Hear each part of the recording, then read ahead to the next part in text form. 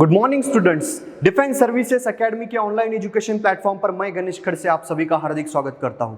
दोस्तों, Indian history का आज हम वो टॉपिक पढ़ने वाले हैं जिसको क्लासिकल सिविलाइजेशन कहा जाता है। जी हां दोस्तों, गुप्ता पीरियड।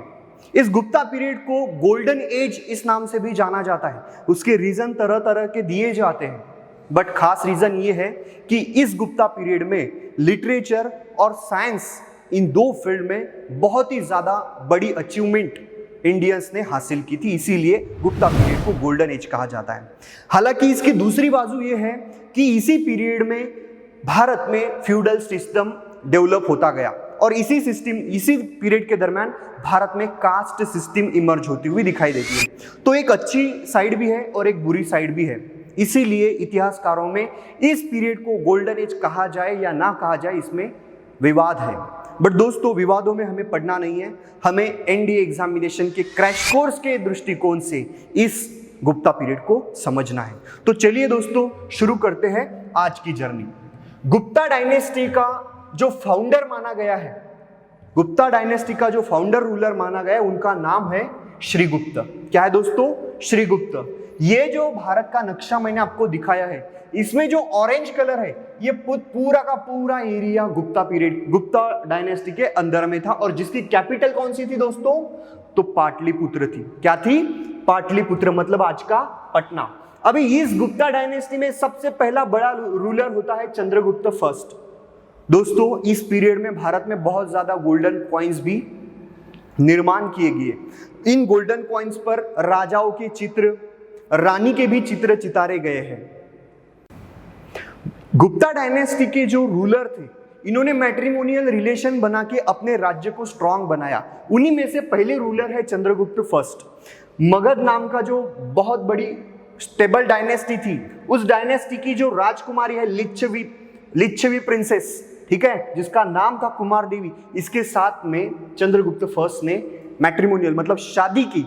और शादी करने के बाद उसको पाटलिपुत्र और मगध का पूरा एरिया उसको मिल गया। इस तरीके से अपने राज्य को स्टेबल बनाने के लिए गुप्ता पीरियड में राजाओं ने कोशिश की। He issued coins in the joint names of his queen and himself. Chandragupta first ने कुमार देवी और खुद के नाम के कॉइन्स बनाए, ठीक है, एक ही सिक्के पर दोनों के, राजा और रानी दोनों के नाम है। ही अज्यूम द टाइटल ऑफ महाराजाधिराज, मतलब ग्रेट किंग ऑफ किंग्स।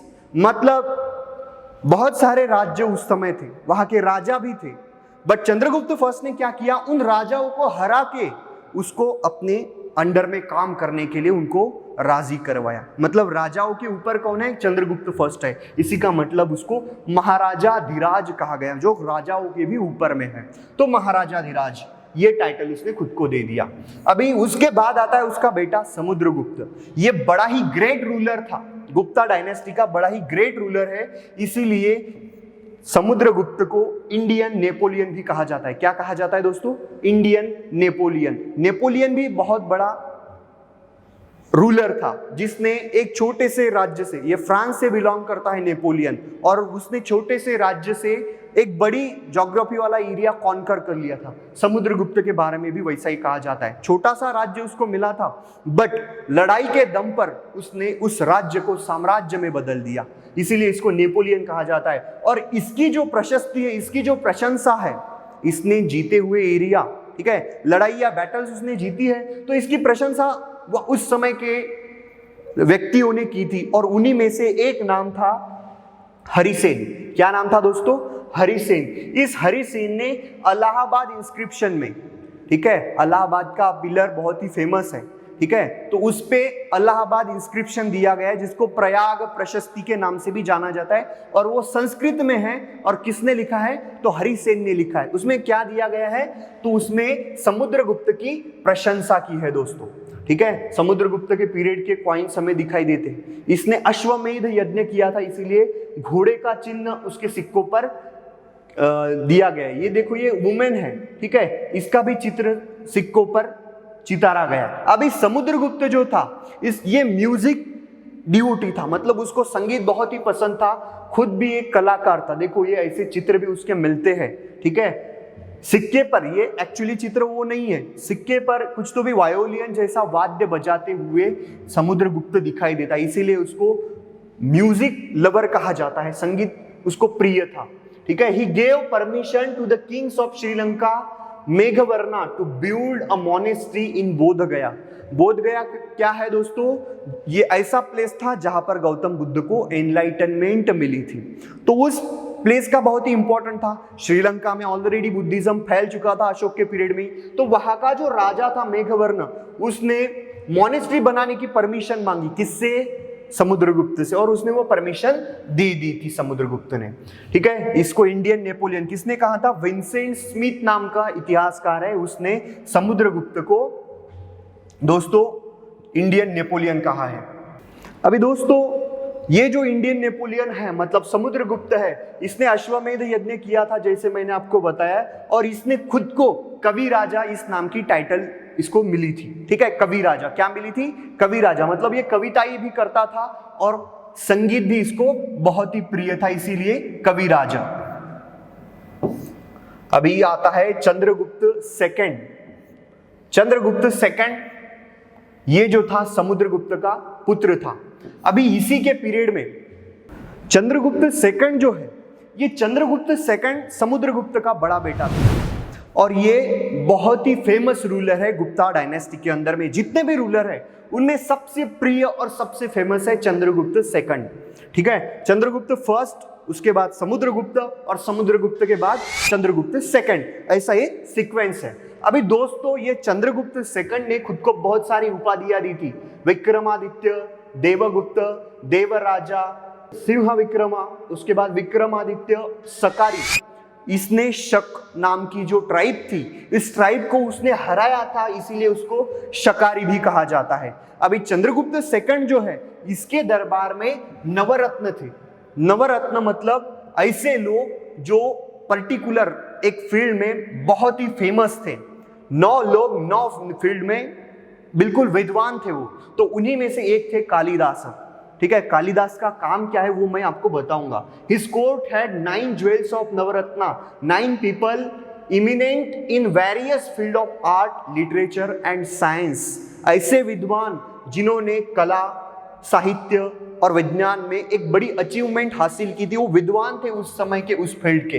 तो ऐसे 9 लोगों की टीम उसने बनाई थी जिसको नवरत्न दरबार कहा गया है, ठीक है। कालिदास जो थे संस्कृत के पोएट थे। अभी कालिदास का वर्क क्या था? संस्कृत के बहुत सारे पोएट उसके पीरियड में थे ही, बट नवरत्नों में से कुछ नाम मैं आपको बता देता हूं। कालिदास, हरिसेन, अमर सिंह लेक्सिकोग्राफर था, और उसके बाद धन्वंतरी एक डॉक्टर थे, धन्वंतरी नाम के डॉक्टर भी उसके पीरियड में हो चुके हैं, ठीक है। अभी ये चंद्रगुप्त सेकंड के पीरियड में ही एक चीनी ट्रेवलर भारत में बुद्धिस्ट रिलीजन की स्टडी के लिए आता है, और जिसका नाम है फाहियान। कहां से आया है दोस्तों? चाइना से आया है। और क्यों आया है? तो स्टडी करने के लिए आया है, ठीक है। उसके जो ट्रैवलिंग रिकॉर्ड्स है उसके जरिए हमें चंद्रगुप्त सेकंड के जो हिस्ट्री है उसके बारे में हमें जानकारी मिलती है। ये मेहरौली का पिलर है, ठीक है। ये मेहरौली का पिलर कहाँ पे है? तो ये है दिल्ली में, ठीक है। दिल्ली में कहाँ पे? तो दिल्ली में कुतुब मीनार के जस्ट साइड में है। अभी इस पिलर की खासियत क्या है दोस्तों? साइंस एंड टेक्नोलॉजी में गुप्ता पीरियड में बहुत बड़ी डेवलपमेंट हुई थी। अभी ये पिलर जो है ये तकरीबन 1600 साल पहले बनाया गया है। कितने? 1600 साल पहले। तो इस पिलर की खासियत ये है कि ये आज भी जैसा का वैसा है, ठीक है। उसको कोई भी इफेक्ट नहीं, ये मतलब इसके ऊपर कोई रूफ वगैरह छप्पर कुछ नहीं है, ठीक है। तो इसने इतने पीरियड, इतना लंबा पीरियड जाने के बावजूद भी ये जैसा का तैसा, ये कमाल है मेटलर्जी का। इसीलिए कहा जाता है कि साइंस एंड टेक्नोलॉजी में इस पीरियड में बहुत बड़ी अचीवमेंट हासिल की थी। अभी बहुत सारे लिटरेचर के भी नमूने हमें इस पीरियड में दिखाई देते हैं, और उसमें सबसे अच्छा काम किसी ने किया है तो वो है कालिदास। और भी बहुत सारे विद्वान थे जिनके बारे में भी मैं आपको जानकारी दूंगा। देखो, ऋतु संहार ये कंपोजिशन कालिदास ने लिखा है। कालिदास के कौन से? ऋतु संहार, मेघदूत, कुमार संभव, रघुवंशम, उसके बाद बृहत संहिता, ठीक है। बृहत संहिता किसने लिखी है? वराहमिहिर ने। वराहमिहिर ने पंच सिद्धांतिका नाम से भी एक किताब लिखी है। एस्ट्रोनॉमी, एस्ट्रोलॉजी, गणित, भूमिति, ये जैसे विषयों में बहुत सारी डेवलपमेंट इस पीरियड में हमें दिखाई देती है। लोगों ने अच्छी अच्छी किताबें लिखी थी।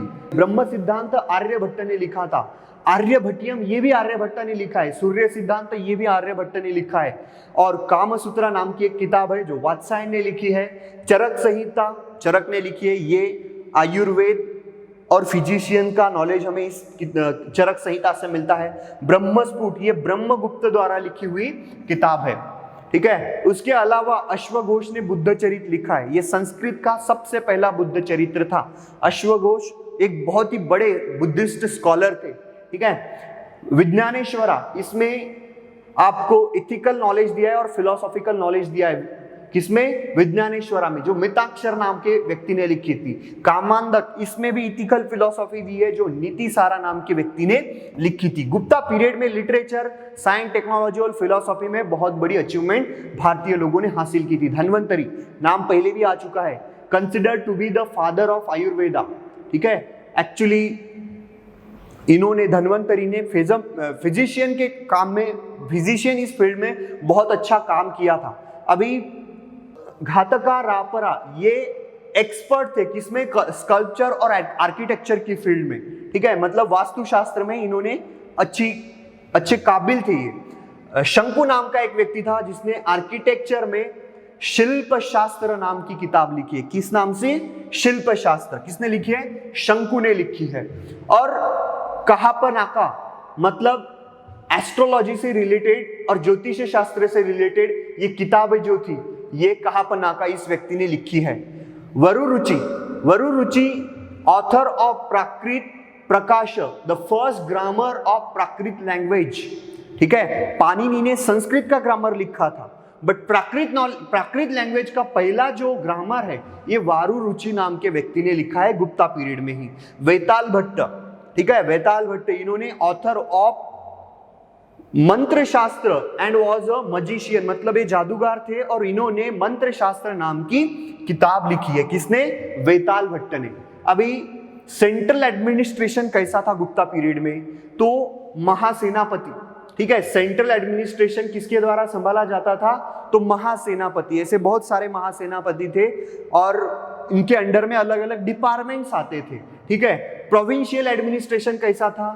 तो भुक्ति या फिर देश एक बहुत बड़ा ज्योग्राफिकल एरिया रहता था, मतलब एक जो साम्राज्य है इसको अलग अलग देश या फिर भुक्ति में डिवाइड किया जाता था, और हर एक देश और भुक्ति का हेड कौन रहता था?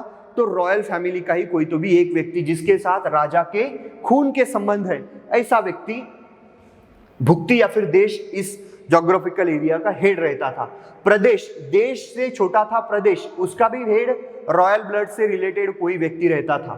विश्व, इसका मतलब है कि जैसे आज का डिस्ट्रिक्ट होता है वैसे ही विश्व का जो हेड रहता था उसको विश्वपति कहा जाता था, और उसके नीचे सबसे छोटा कोई पॉलिटिकल एरिया आता था वो तो विलेज था, जिसका हेड कौन रहता था? ग्रामी का रहता था। कौन रहता था दोस्तों? ग्रामी का रहता था। द अग्रहारा, देखो गुप्ता पीरियड से ही फ्यूडल सिस्टम मतलब सामंतवाद की शुरुआत होती है भारत में, और इस गुप्ता पीरियड में बहुत सारी जमीन ब्राह्मणों को और मंदिरों को दान दे दी गई थी, और जो पेमेंट्स था, जो भी ऑफिसर्स उसके पीरियड में काम करते थे उनको कैश में पेमेंट न देते हुए उनको जमीन दे दी जाती थी, और यही शुरुआत है कि भारत में फ्यूडलिज्म शुरू हो जाता है। अभी सामंतवाद क्यों शुरू होता है? तो जमीन के कारण, ठीक है। संपत्ति के अधिकार, जमीन जो है यही एक हमारे पास संपत्ति थी, और ये संपत्ति के अधिकार किसी एक पर्टिकुलर व्यक्ति को दे देना मतलब सामंतवाद की शुरुआत करना। तो यही शुरुआत हमारे गुप्ता पीरियड में होती है। अग्रहारा ये क्या है? तो अग्रहारा मतलब ब्राह्मणों को दी हुई टैक्स फ्री लैंड, ब्राह्मणों को जमीन दान दी जाती थी जिसके ऊपर कोई टैक्स नहीं वसूला जाता था। The second variety of land grant was given to secular officers either as a salary or a reward of service, मतलब बख्शिश के तौर पर या तो फिर सैलरी करके काम किया है उसका मुबदला करके उनको कुछ जमीन दे दी जाती थी। और तीसरा सिस्टम है देवदेय। ब्रह्मदेय मतलब ब्राह्मणों को दी हुई, और देवदेय मतलब टेम्पल को दे दी हुई, देव गॉड को दे दी हुई ऐसी जमीन। इसको लैंड फ्री मतलब फ्री टैक्स लैंड थी ये, इससे ही भारत में हमें फ्यूडल सिस्टम शुरू होता हुआ दिखाई देता है। अभी दोस्तों कुछ क्वेश्चंस हम इस गुप्ता पीरियड के बारे में डिस्कस करेंगे। Which of the following dynasty was associated with Gandhara school of art. ये आर्किटेक्चर से रिलेटेड क्वेश्चन है, हमने पहले भी बहुत बार इसको डिस्कस किया है। तो किसने गांधारा स्कूल ऑफ आर्ट को डेवलप किया था? तो कुषाण साम्राज्य के राजाओं ने, पर्टिकुलरली कनिष्क नाम के सम्राट ने, जो कुषाण डायनेस्टी से बिलोंग करता था। तो सी हमारा ऑप्शन बनेगा। Which of the following statement about Chandragupta second is not correct? Kalidasa and Amar Singh were famous scholar in his court. Very good, ये करेक्ट है। He's expanded his empire both through matrimonial alliances and conquest. लड़ाइयाँ करके भी और matrimonial relation मतलब शादी करके भी उसने अपने राज्य को, साम्राज्य को मजबूत बनाया था। The marriage with a Naga princess name Kuber Naga. देखो मैट्रिमोनियल रिलेशन की थी, तो कुबेर नागा नाम की एक लड़की से, नागा प्रिंसेस से उन्होंने शादी की थी, ये भी सही है। He married his daughter Prabhavati to Ahom prince. ये गलत है दोस्तों, अहोम प्रिंस से नहीं, शादी की थी प्रभावती की, बट वो वाकाटक प्रिंस थे। कौन थे? वाकाटक प्रिंस थे, वो अहोम के प्रिंस नहीं थे। तो 4 नंबर का हमारा ऑप्शन बनेगा, क्योंकि ये करेक्ट नहीं है। नेक्स्ट क्वेश्चन देखते हैं। Which one of the following was the official language of Gupta period? That is Sanskrit. D हमारा ऑप्शन बनेगा। Which one of the following city has best produce of silk cloth under Gupta period? That is Murshidabad. B जो है ये हमारा correct answer बनेगा। Question number 5, the greatest stylistic form of temple architecture during the early medieval period were the Nagara, Dravida or Visara. Which of the following was the geographical spread of the Dravida style? ठीक है दोस्तों, वेसारा नाम की जो architecture style है ये Gupta period में develop होती है। ठीक है, द्रविड़ा नाम की आर्किटेक्चर स्टाइल ये सदर्न इंडिया में, पेनिनसुला इंडिया में डेवलप होती है। तो यहाँ पर द्रविड़ा स्टाइल के बारे में ही बात की है, तो वो डेवलप होती है between Krishna and Kaveri river. मतलब हमारा ऑप्शन बी जो है ये करेक्ट रहेगा दोस्तों।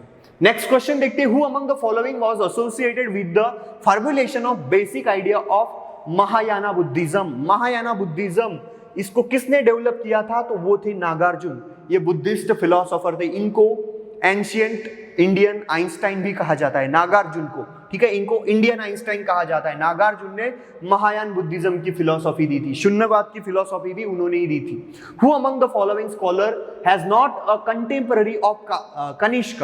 कनिष्क के समकालीन कौन नहीं थे, ऐसा ये क्वेश्चन पूछता है। अश्वघोष बिल्कुल थे, कनिष्क ने चौथी बुद्धिस्ट काउंसिल कंडक्ट की थी, उसके हेड थे। ठीक है, प्रेसिडेंट थे ये। नागार्जुन भी थे, वसुमित्र भी इन्हीं के कंटेम्पररी थे कनिष्क के। बट चाणक्य जो थे वो कनिष्क के कंटेम्पररी नहीं थे, ये हमारे चंद्रगुप्त मौर्य के कंटेम्पररी थे। ठीक है, तो डी हमारा ऑप्शन बनेगा। 8 नंबर का question. The first major inscription is in classical Sanskrit is that of? कौन सा था?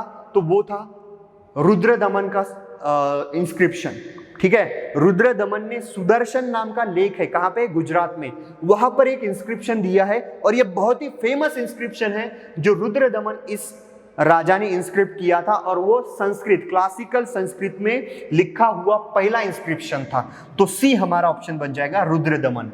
ठीक है, 9 number question. Which one of the following is not an attribute of Samudragupta descripted in Prayag Prashasti? Prayag प्रशस्ति के नाम की जो इंस्क्रिप्शन है उसमें समुद्रगुप्त की तारीफ की गई है, बट उसमें चारों में से 3 चीजें आती है, बट एक चीज नहीं आती है, और वही चीज कौन सी है तो वो हमें बताना है। शार्प एंड पॉलिश इंटेलेक्ट बिल्कुल सही है। अकम्प्लिश स्कल्पचर ये गलत है, ये हमारा ऑप्शन बन सकता है। बट आगे भी देखते हैं। फाइन म्यूजिकल परफॉर्मेंस बिल्कुल सही है। Poetical talent of a genius बिल्कुल सही है, क्योंकि सिक्कों से भी हमें ये जानकारी मिलती है। बट अकम्प्लिश स्कल्पचर ये जो स्टेटमेंट है ये गलत है, इसीलिए बी हमारा ऑप्शन बन जाएगा क्वेश्चन नंबर 9 का।